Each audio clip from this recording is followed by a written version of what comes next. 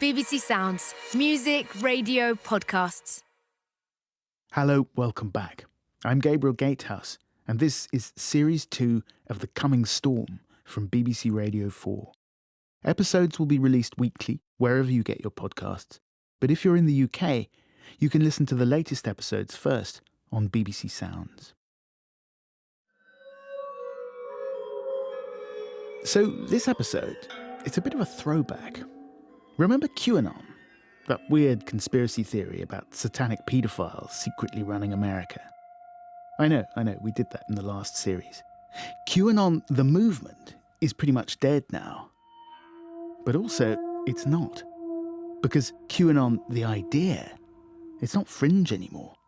It's kind of everywhere. Summer's unlikely blockbuster.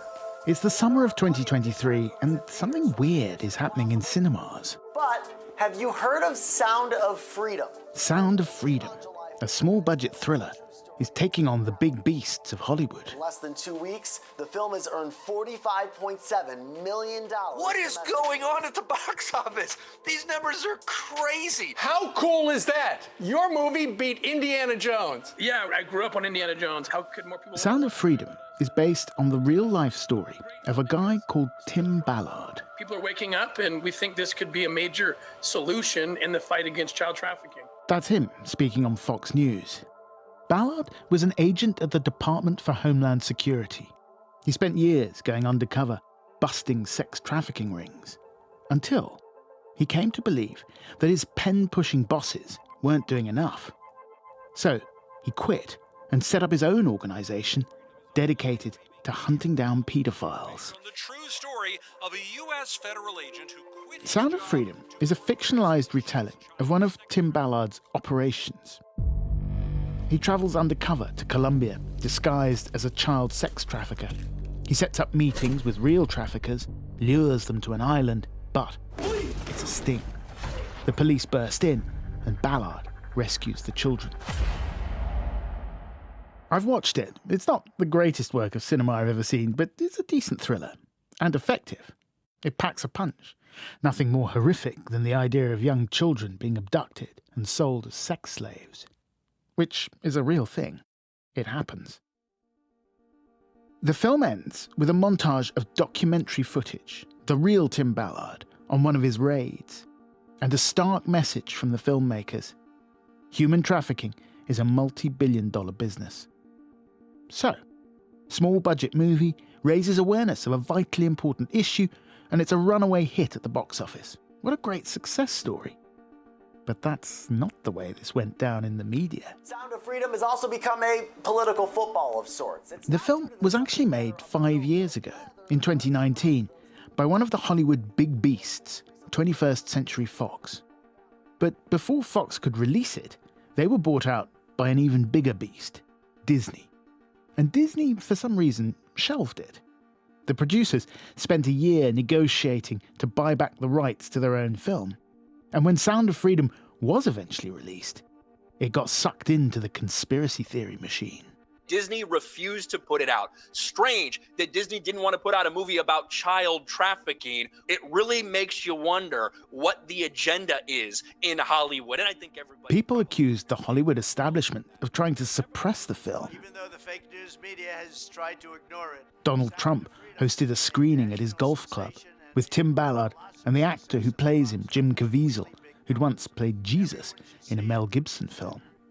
But on CNN... Caviezel, a devout Christian, has often shared views similar to those of conspiracy theorists, who have argued Hollywood elites, Democrats, and others are running a secret cabal of child traffickers. Sound of Freedom was called a QAnon movie.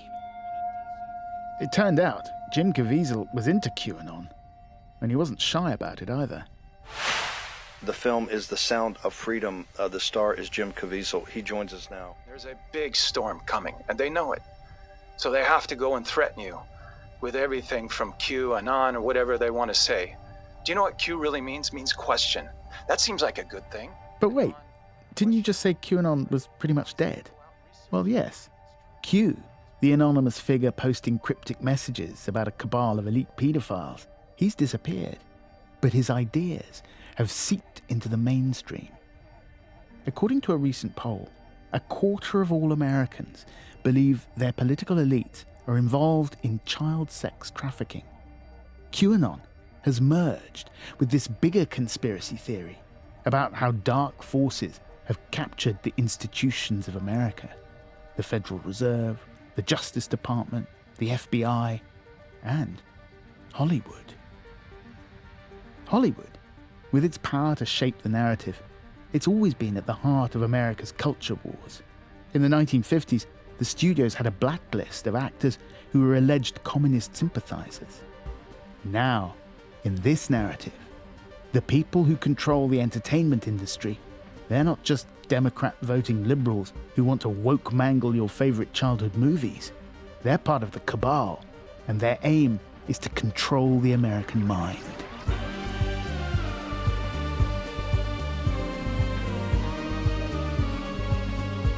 This is Series 2 of The Coming Storm.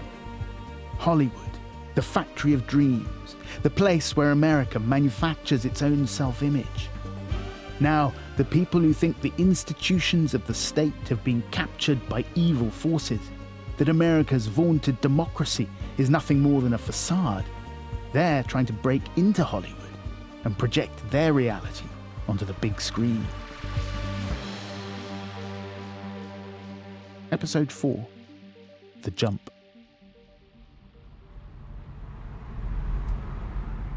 In April this year, I was on holiday with my family in Utah, Salt Lake City. It's a beautiful place. The usual American grid-patterned streets, skyscrapers downtown, but surrounded by snow-capped mountains.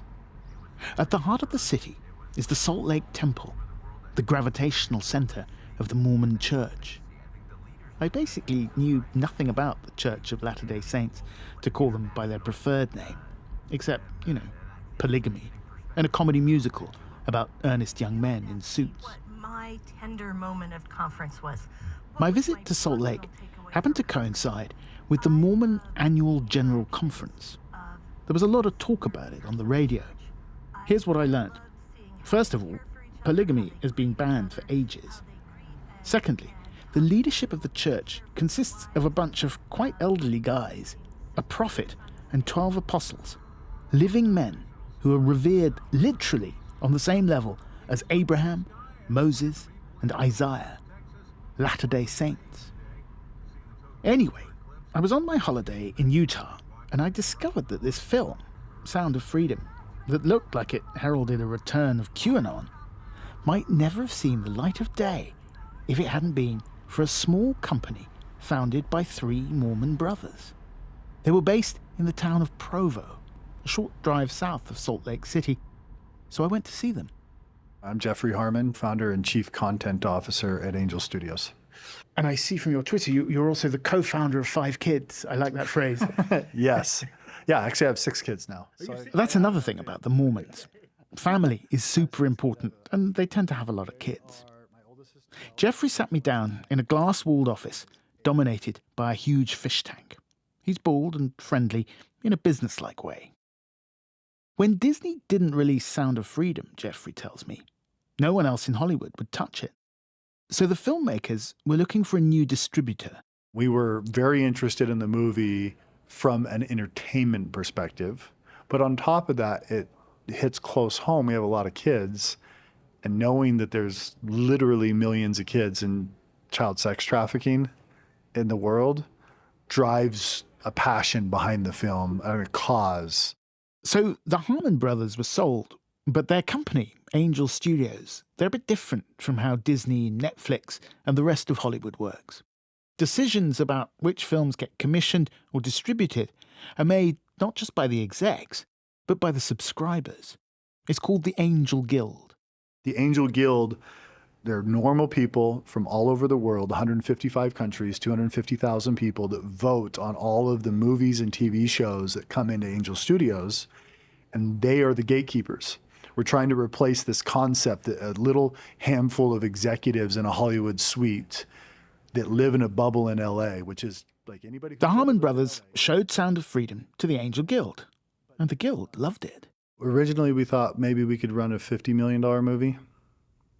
And then we upped our projections to 80 to 100 million, but we never thought it would be a $250 million movie. They never thought it would get wrapped up with QAnon either. Suddenly, all the comments across social media say, this movie's Q, this movie's Q, this movie's Q. Anybody who's seen Sound of Freedom knows it has nothing to do with Q. It's true, there's no mention of QAnon in the film. But all the controversy surrounding its release fed into the fevered conspiracy narratives raging on the internet. And that was good for the Harmons. In fact, it was great. It was the kind of publicity no money could buy. Halfway through our interview, we're interrupted by family matters. Jeff calls his wife. I'm just leaving now. I just got out an interview with a reporter. Yeah, he's from the BBC. Came in from London. I apologize for keeping your husband.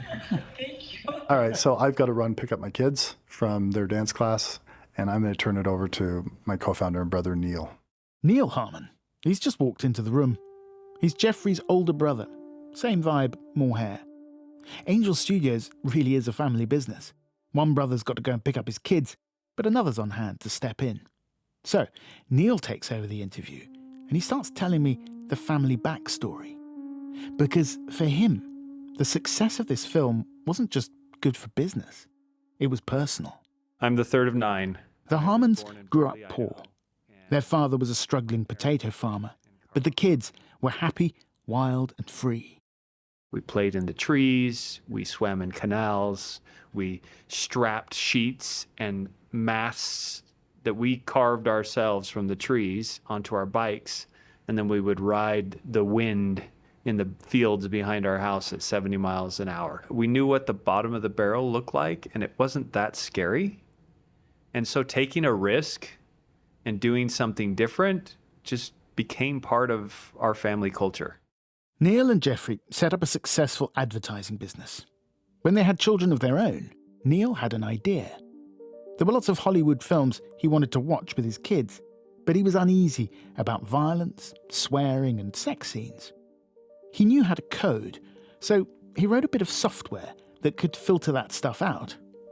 At first, the brothers just used it at home, but then Neil figured there'd be plenty of people like him, religious conservatives, who might want to use a service like that. So, in 2014, they raised some capital and created a company. They called it VidAngel. Little brother Jeffrey was worried.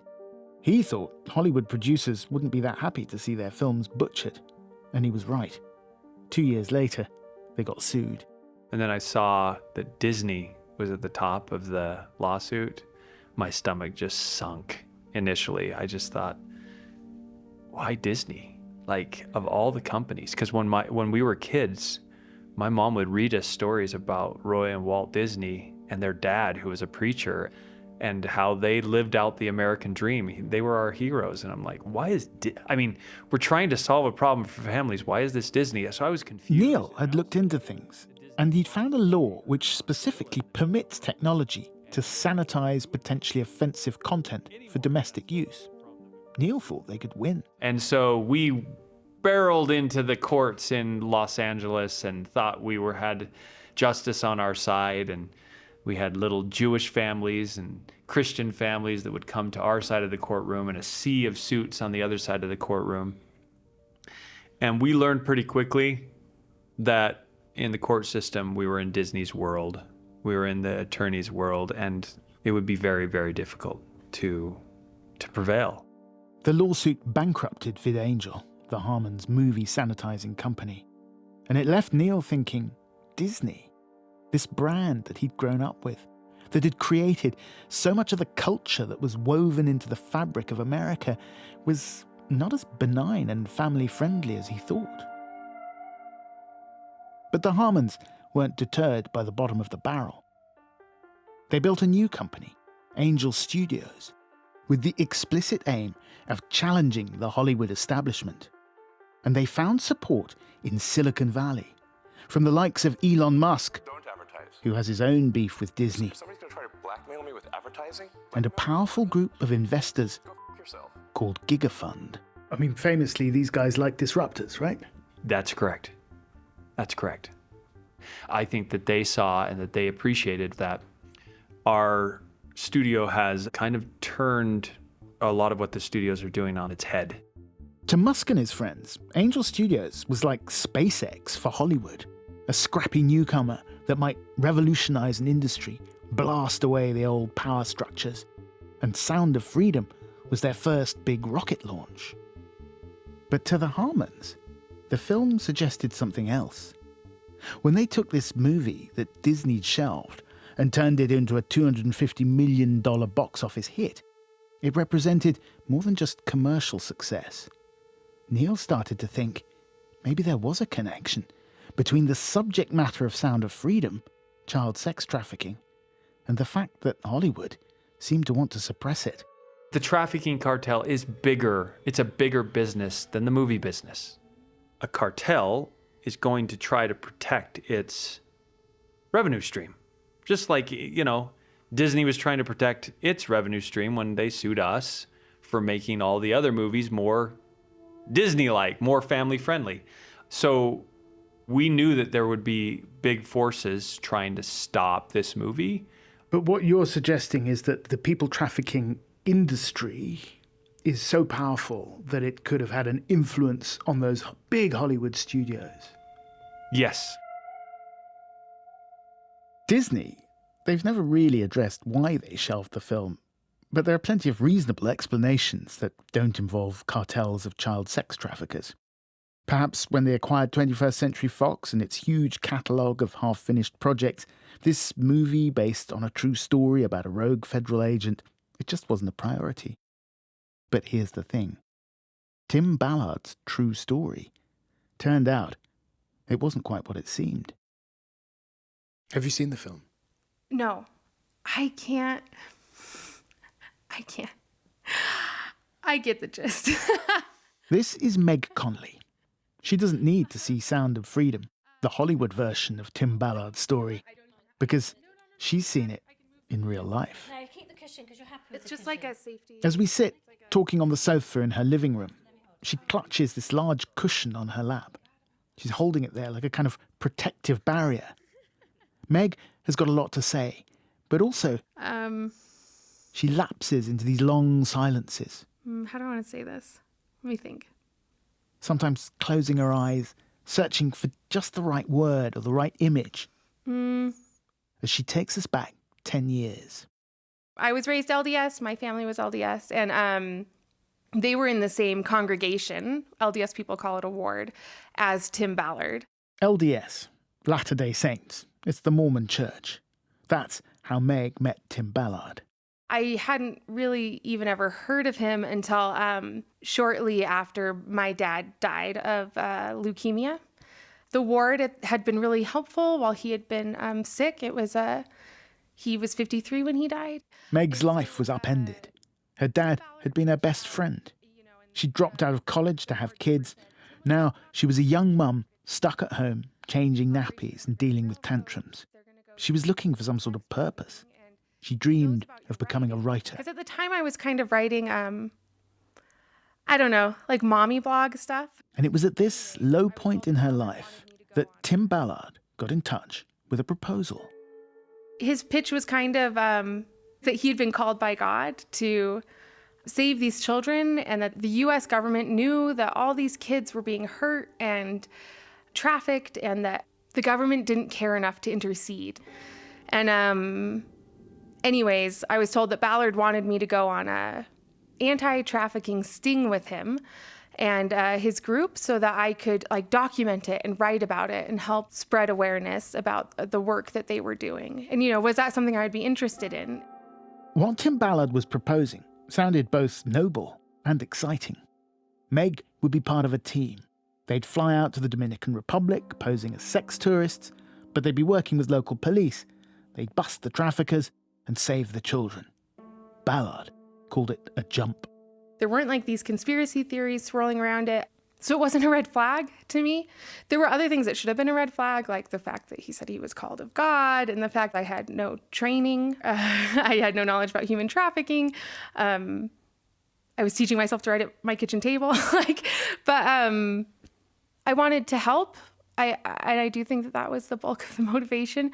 But I also wanted to have a place somewhere, and I can't like pretend that that wasn't part of it. You can probably hear Meg still struggling 10 years on with what she ended up getting involved in.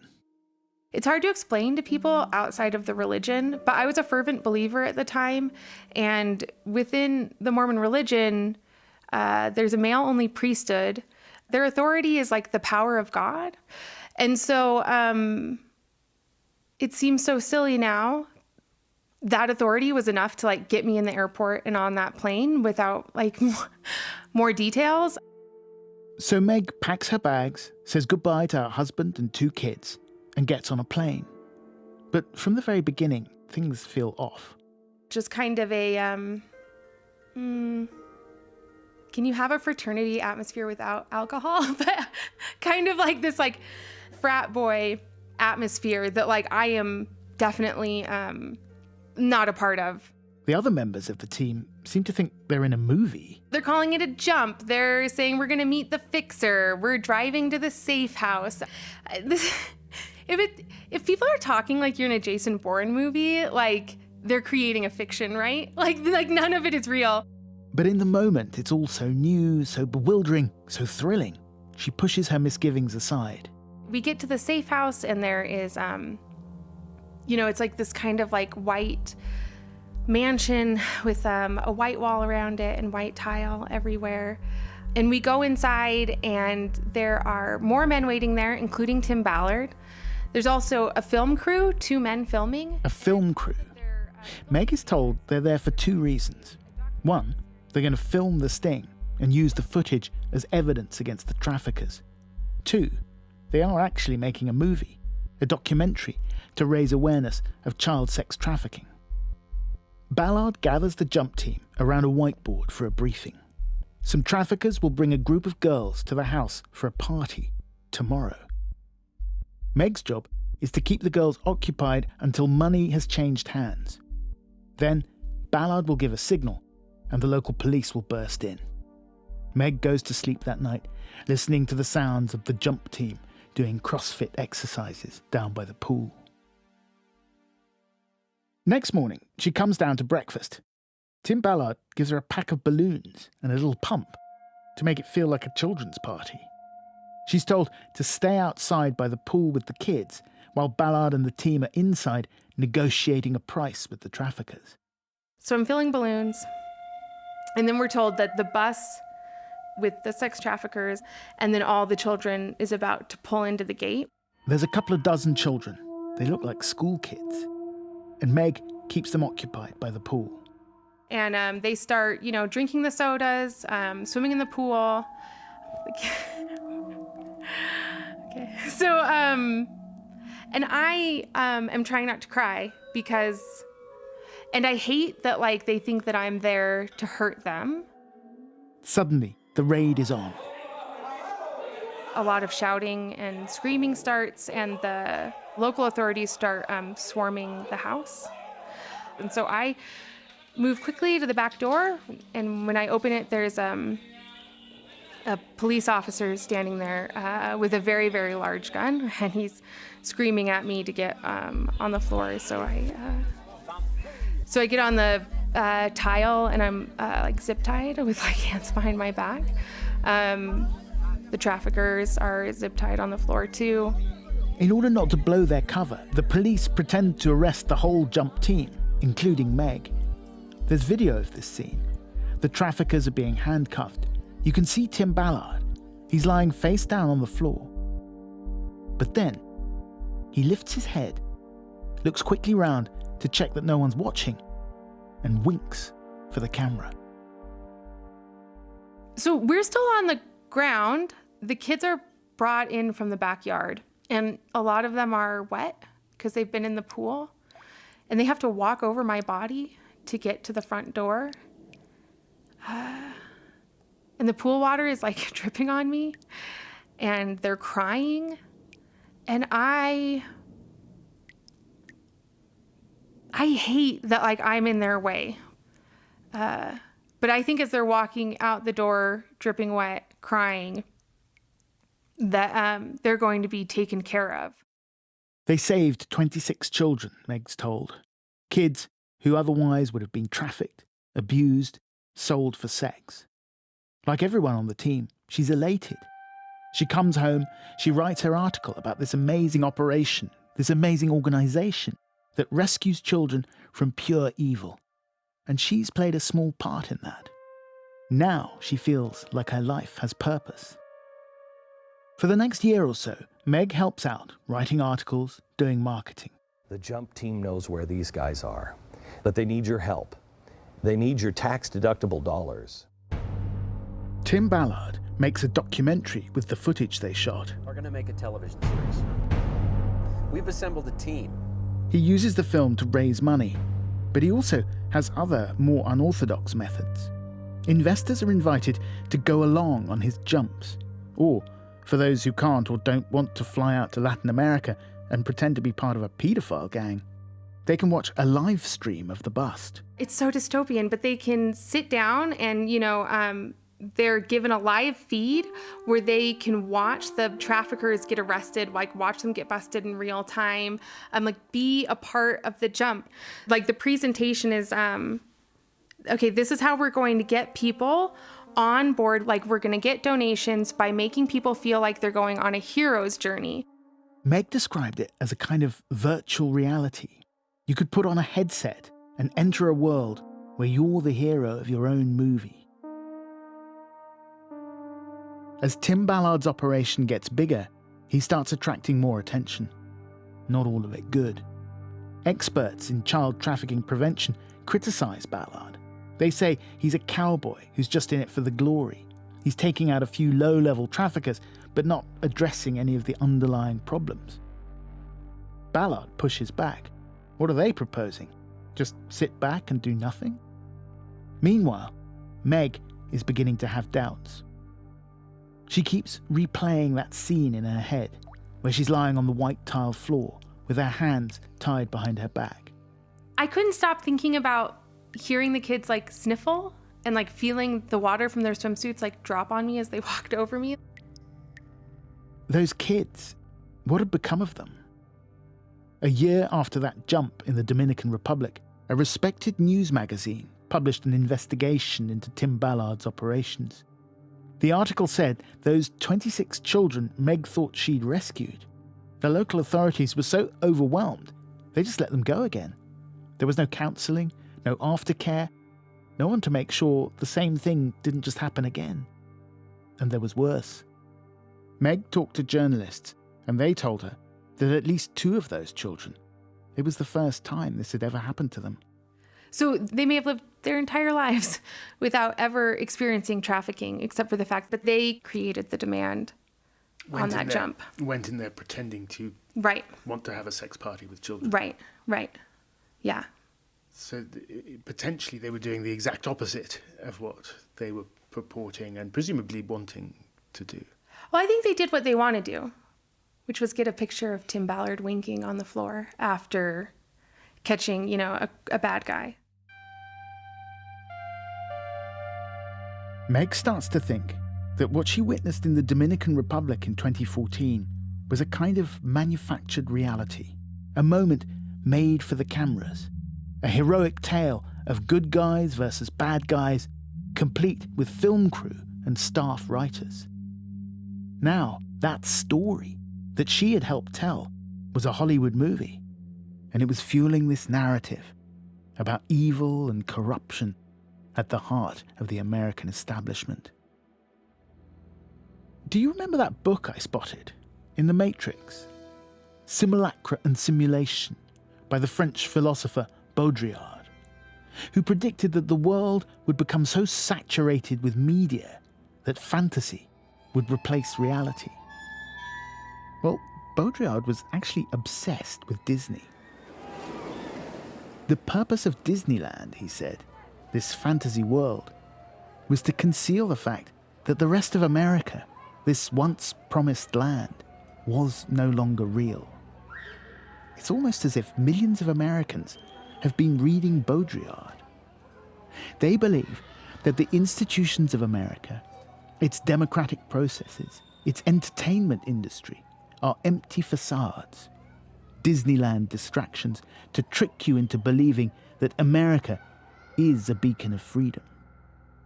Hollywood, which had given them a film called The Matrix, is part of the actual Matrix, the fake world that has been constructed around them. But Meg believes Tim Ballard was trying to do the same. The whole point of his operations was to make the Hollywood version of his story, in which he is an action hero. Whatever else really happened was less important. After Sound of Freedom came out, other women who had accompanied Tim Ballard on his sting operations accused him of assault, of coercing them into sex acts on their jumps to maintain the pretense of being sex tourists. He denied the allegations, said they were part of a smear campaign. But Operation Underground Railroad, the organization he set up, severed ties with him, and the Mormon Church distanced itself from him. As for Meg... So I start to slowly, so slowly, understand that I had temporarily had this alternate reality constructed around me, and I hadn't seen it for what it was. I started to wonder where else in my life that was true. And because Tim Ballard's claims of authority that had been so persuasive to me initially had ultimately been rooted in our shared religion, the LDS Church, Mormonism, I looked there. She starts questioning her faith, researching the history of Mormonism. Meg tells me in the 19th century, the Mormons move out west and settle in Utah. The original plan, she says, is to create a separate Mormon state, a theocracy called Deseret, based on the teachings of their living prophets. That doesn't work out. Utah is incorporated into the United States, but the Mormons stay put, and they build these parallel institutions, a parallel society. The Mormon Church has its own courts. It has its own education system. In the 20th century, as a response to the New Deal, they create their own welfare system. And so Mormonism becomes a kind of like city-state layered on top of the American nation-state. Meg's research eventually leads her to abandon her church. She's not a Mormon anymore. She's not a mummy blogger either. She's become a writer and journalist, focusing on the intersection of capitalism, culture, and tech. And on her journey, she's come across this other project, a push to build a parallel state out on the frontier. But this time, the builders aren't Mormon prophets, but tech entrepreneurs. And it's happening now, in the 21st century. It's called the network state. The network state is this idea that like nation states are going to fail and like their time is done and network states will rise. They'll have their own courts, their own education systems, obviously use their own coin, like whatever the cryptocurrency is on each blockchain. Next time, a group of powerful tech bros think nation states, liberal democracies, are about to collapse. And they love it.